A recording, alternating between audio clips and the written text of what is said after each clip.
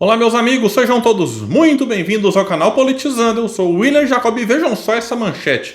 A decisão de Alexandre de Moraes que os aliados de Bolsonaro comemoraram. Pois é, essa decisão que eu vou trazer para vocês, que olha, me surpreendeu. A gente não vai ver o Malafaia dando chilique, ficando pistolinha, enfim, que estão perseguindo, não, porque nesse caso eles estão, segundo consta aqui, comemorando. Meu Deus do céu. E falaremos também aqui de ministros do STF que achavam difícil Bolsonaro ser preso, tratavam isso com mais cautela e tal, só que pelo jeito mudaram de ideia e agora a prisão do mito passa a ser encarada com mais tranquilidade por eles. Vamos falar sobre mais antes. Quer pedir a sua ajuda? Chegou no canal, viu que não está inscrito? Se puder, se inscreva. Ativa aí o sininho das notificações. Deixa like caso goste do vídeo. Se não gostar, faz parte. Manda um dislike, comenta, compartilha, espalha. Vamos trazer mais pessoas para esse espaço, porque aqui nós lutamos por um Brasil melhor. Bom, pessoal, uma coluna aqui vai dizer o seguinte, que aliados de Bolsonaro vivem se queixando das decisões tomadas por Moraes, que é ministro do STF, atual presidente do TSE, nessa presidência que é rotativa. Mas uma determinação do ministro foi comemorada por interlocutores do ex-presidente. Eu fiquei assim, qual que é a decisão do Xandão que alegrou o bolsonarismo radical? Diz aqui que é a proibição imposta em 23 de agosto para que o advogado Frederico Wassef, um dos principais envolvidos no escândalo das joias sauditas, entre em contato com outros alvos da investigação do esquema de desvios dos itens de luxo. Decisão que o impede, por exemplo, de manter contato com o próprio Bolsonaro, disse reservadamente à equipe da coluna um interlocutor do ex-presidente, que disse o seguinte, então: no final, os inquéritos foram bons por uma coisa: o Wassef está proibido de falar com todos. Ele se metia em tudo, dava entrevista de processo dos outros, adorava um holofote. No caso das joias, ele se meteu mais do que deveria. O Wassef, vamos lembrar, é acusado de recomprar o relógio, vai dizer a matéria. O relógio Rolex que havia sido vendido ilegalmente nos Estados Unidos pelo ex-ajudante de ordens Mauro Cid. Aqui eu faria uma correção no que o colunista escreveu. Acusado não. Ele admitiu que recomprou e usou uma desculpa muito esfarrapada, daqui a pouco eu falo sobre ela.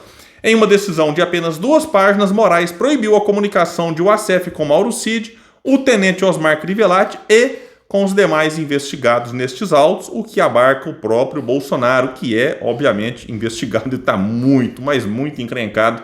Lembrando aqui do que disse o Valdemar da Costa Neto, presidente do partido, de que o erro de Jair foi ter vendido as joias nos Estados Unidos, tinha que ter vendido no Brasil. É meio que assumindo que no Brasil prevalece a impunidade, mas que por ter vendido nos Estados Unidos é um cometimento de crime lá, e a coisa, enfim, é muito complicada. Eu trouxe um vídeo também aqui do ex-ministro de Bolsonaro, Abraham Weintraub, que mora nos Estados Unidos, falando que sim, Bolsonaro está lascado e que não vai ter extradição, porque o Brasil não extradita brasileiro que mora aqui e tal, mas se pôr o pezinho de fora, depois os Estados Unidos decretar a prisão de Bolsonaro, a Interpol pega Bolsonaro e aí vai ter que pagar a cadeia por lá, mas eu acho que vai pagar antes aqui, inclusive. Eu acho que ele vai ser preso antes no Brasil. Que diz mais, antes da proibição de falar com Bolsonaro e outros investigados, o Wassef mudou a sua versão dos fatos em entrevista a jornalistas em 15 de agosto. Aqui destaca que ele, que havia divulgado nota em que negava qualquer relação com um Rolex de prata cravejado de diamantes, passou a admitir ter comprado o Rolex com seu dinheiro, mas afirmou ter declarado a aquisição à Receita Federal. Abre aspas para o advogado na ocasião. Sim, fui aos Estados Unidos e comprei o Rolex. O motivo de eu ter comprado esse relógio não foi Jair Messias Bolsonaro que me pediu. Meu cliente, Jair Bolsonaro, não tem nada a ver com essa conduta, que é minha. E eu assumo a responsabilidade. Eu fui, eu assumo, eu comprei. Então não é que ele é acusado de ter comprado. Ele mesmo disse, porque também vazaram aí recibos em que aparecia o nome dele como um dos compradores de volta desse relógio que foi vendido, então, segundo consta, pelo Mauro Cid, o pai, enfim. Mas o que a gente sabe é que foi recomprado pelo Wassef. A entrevista foi considerada um desastre para a estratégia de defesa, que preferia deixar o caso submergir e rendeu ao advogado, entre os mais fiéis auxiliares de Bolsonaro, o apelido de Wacéfalo. Ai, meu Deus do céu. E cá entre nós, essa desculpa dele não engana ninguém. Do tipo assim, do nada, o então advogado de Bolsonaro, advogado em alguns casos, outros não, mas tinha uma proximidade gigantesca com o Bolsonaro, com o Flávio. Aí do nada, ele decidiu comprar de volta justamente o relógio Rolex que Bolsonaro havia né, mandado vender lá nos Estados Unidos. E esse relógio, que deveria, bom destacar, está no acervo da União. Não é item personalíssimo. Mas, de certo, essa recompra foi uma coincidência. Pelo amor de Deus, né? O golpe tá aí, cai quem quer. Aqui vai destacar mais a coluna, que os aliados de Bolsonaro ficaram ainda mais irritados com a atitude de Wassef, porque ele não era o advogado do ex-presidente nesse caso e não submeteu a ninguém a ideia de falar a respeito das joias. Outra atitude de Wassef, que contribuiu para o apelido que ele recebeu no entorno do ex-presidente, foi a tentativa que ele fez nos primeiros dias de emplacar o entendimento de que as joias eram um item personalíssimo, mesmo com a oposição do TCU em sentido radicalmente contrário, pelo amor de Deus, né? Já falei que 200 vezes, vale repetir, porque tem gente nova chegando no canal. Né, se você pega uma capinha de celular, esse que eu tirei para gravar, porque o pessoal pergunta, eu gravo com o meu aparelho celular, que não é nem dos mais novos aí não, tô até precisando trocar. Então se você pega uma capinha, vou escrever aqui na capinha, fulano de tal, e dou de presente para o presidente, fala, não, esse aqui é item personalíssimo. Mas agora um relógio que vale centenas de milhares de reais, colar que vale milhões de reais, pelo amor de Deus, isso não é item personalíssimo, que tinha que estar no acervo da União. Aí depois que vai dizer que quando Bolsonaro recuou e devolveu os kits, os advogados que atuam no caso afirmaram que o ex-presidente em momento algum pretende locupletar-se ou ter para si bens que pudessem de qualquer forma serem havidos como públicos. Só que agora a defesa voltou à tese de Wassef de que as joias seriam mesmo um item personalíssimo, mas o advogado não ficou mais querido nos círculos bolsonaristas. Então eles voltaram agora e passaram a admitir a tese de antes do Wassef, que eles no começo não gostaram, mas agora decidiram abraçá-la.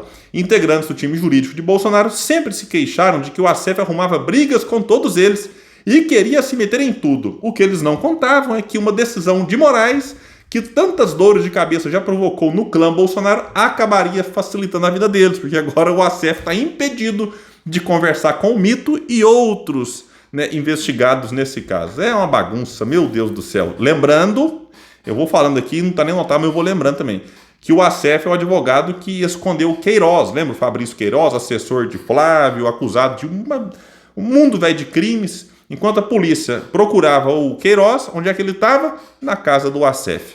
Pessoal, é o seguinte, para quem quer a prisão de Bolsonaro, né, que é o meu caso, diga-se de passagem, não porque eu tenho divergência com ele, porque eu entendo que ele cometeu crimes, muitos crimes, e tem que pagar por isso. Tem que pagar por crimes na pandemia, porque crimes enquanto presidente, questão vinculada aí à democracia, muitos crimes. Inclusive o 8 de janeiro, para mim, o Bolsonaro cometeu crimes ali, né, por omissão, por ação, induzindo o pessoal àquele comportamento. E aí temos então uma boa notícia, o STF já reconhece que Jair deve acabar preso. A gente sabe que ele está enrolado, até o talo em muitos casos, já ficou inelegível, né, lá no TSE, só pode disputar a eleição se tiver condições em 2030, na melhor das hipóteses, melhor para eles aí, né? Porque para mim Bolsonaro nunca é uma melhor hipótese disputando uma eleição. E aí vamos ver aqui agora a manchete da Bela Megali no Globo, a mudança da percepção no STF sobre uma eventual prisão de Bolsonaro. Diz aqui que diante da série de investigações que avançaram ao longo do ano sobre Bolsonaro, ministros do STF mudaram sua percepção sobre uma prisão do ex-presidente. Se em janeiro a avaliação era de que uma prisão poderia tumultuar o cenário nacional e aumentar seu capital político, hoje a leitura é de que as chances de o ex-presidente escapar de uma punição são pequenas. E 4 magistrados ouvidos pela coluna avaliam que, ela não cita nomes, ouviu 4, pelos elementos já tornados públicos, como a falsificação dos cartões de vacina, as joias da Arábia Saudita e, em especial, a arquitetura de um golpe de Estado envolvendo diretamente Bolsonaro, é muito difícil que o ex-presidente receba uma pena que mantenha a sua liberdade. Aqui destaca mais.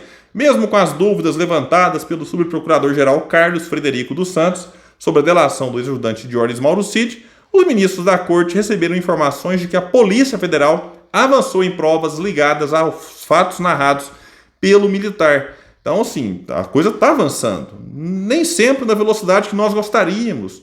Porque eu gostaria que já tivesse tudo averiguado, que Bolsonaro já estivesse preso, a pessoa que beleza lá junto com o Roberto Jefferson, por exemplo, né? Então, os amigões e tudo mais. Mas demora, mas infelizmente a gente vai ter que esperar um tempo aí. Só que, segundo estão dizendo, a PF já avançou em questão aqui das provas. Os ministros seguem com a opinião de que hoje não há elementos que justificam a prisão preventiva do ex-presidente e defendem que ele precisa ter todas as garantias do processo legal observadas nos processos pelos quais responde. Eu concordo com a parte final. Não se pode atropelar o devido processo legal, né? Porque senão daqui a pouco ele vai sair como se fosse vítima de perseguição. Eles já tentam colar isso na sociedade, mas, né, eu acho que tem elementos para justificar a prisão preventiva. O Bolsonaro solto, ele pode sim atrapalhar, manipular testemunha, destruir provas. Então, não sei, eu já acho que tinha que ter prisão preventiva para ele, mas também pode ser um excesso aqui de cautela da minha parte, né? E assim, o que também o pessoal preocupava? Que se o Bolsonaro fosse condenado, ia ter uma multidão na rua e não sei mais o que. Só que ele foi condenado 2 vezes no TSE e a gente vê que a mobilização é zero.